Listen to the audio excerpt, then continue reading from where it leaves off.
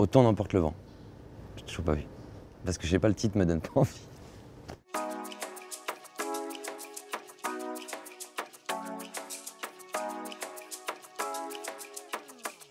Le cinéaste que tout le monde aime bien et que moi j'aime pas, Woody Allen ne me fait pas transcender.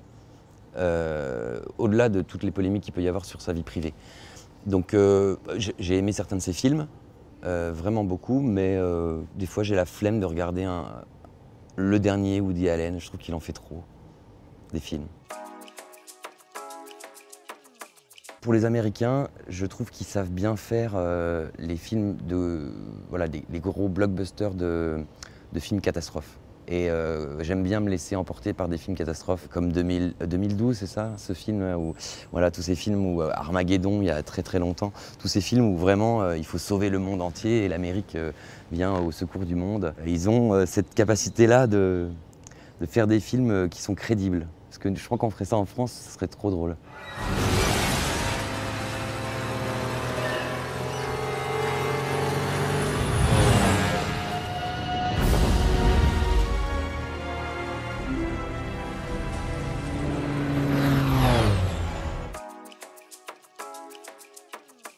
Pour expérimenter peut-être un cauchemar, je dirais dans Hairspray ou Pleasantville, voilà, un des deux. Mais imaginez vraiment un truc très aseptisé. Ce serait pas forcément un rêve, mais ce serait une expérience. Ah, quand j'étais ado, qu'est-ce que je regardais comme film américain? Ah bah l'acteur de Retour vers le futur, Michael J. Fox. Il avait une fougue, une jeunesse voilà, qui me parlait parce que, en plus, ce qui lui arrivait était extraordinaire et j'ai toujours été fan de science-fiction.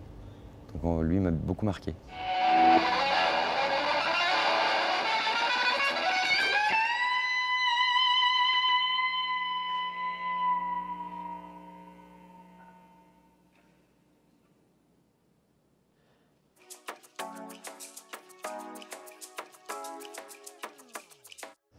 Bah pour moi, c'est une Française et c'est Marion Cotillard. Mais je trouve qu'il y a négocié et négocié parce que je trouve que ce que Jean Dujardin y a fait, il y a été, il a vu et puis il est revenu. Je ne crois pas que ce soit une déception pour lui, il voulait juste ne pas évoluer comme ça là-bas. Dans celles et ceux qui ont le plus réussi, je dirais Marion Cotillard. Tarantino. Très Tarantino. Il fait partie des cinéastes américains qui m'ont le plus estomaqué, bouleversé, fait rire. Je suis tout son cinéma, j'en aime plus que d'autres. Mais je me souviens très bien de ma découverte de Pulp Fiction, Reservoir Dogs, plus récemment Once Upon a Time in Hollywood. Vincent! We happy? Yeah, we happy. Oh là là là, je sais pas si ça serait très intéressant. Bah Tarantino, puisque c'est voilà, il y aurait du sang, du rire, des larmes, de l'action. Il faudra beaucoup inventer parce qu'il y en a moins dans ma vraie vie. Little Miss Sunshine, je l'ai vu plusieurs fois et parfois pour le faire découvrir à des gens. Donc ça peut être ce film-là. En tout cas, je trouve que dans ce qui se fait en cinéma indépendant américain, c'est vraiment de bonne facture. Enfin, c'est super. Juno aussi, j'ai beaucoup aimé. Voilà, ce genre de film-là me plaît beaucoup.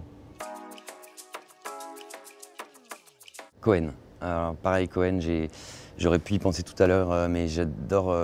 C'est mes parents qui m'ont fait découvrir leur cinéma et je me souviens de Fargo quand j'étais petit. Ça m'a bouleversé et c'est encore présent là aujourd'hui pour que j'en parle. Je me souviens encore de certaines scènes. Pourtant, je crois que je l'ai vu qu'une ou deux fois. Bah, j'adore ce film. Et j'adore aussi quand ils vont vers la comédie. Burn After Reading m'a fait hurler de rire. Je trouve que c'est un des meilleurs rôles de Brad Pitt. J'aime beaucoup, beaucoup leur cinéma.